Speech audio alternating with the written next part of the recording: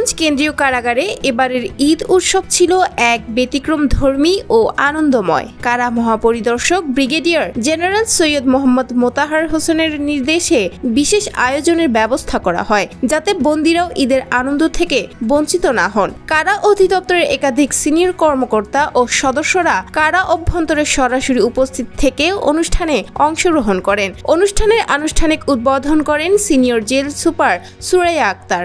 Jamuna smart refrigerator, smart লাইফে smart refrigerator.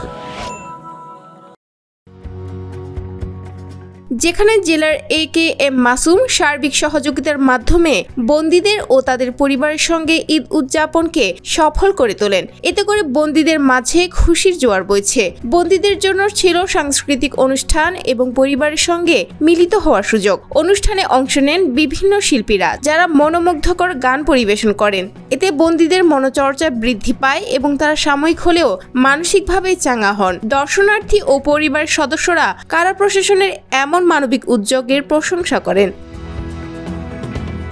এই আয়োজন বন্দীদের মধ্যে ইতিবাচক আবেগ ছড়িয়ে দেয় এবং তাদের পুনর্বাসনের পথকে আরো সহজ করে তোলে।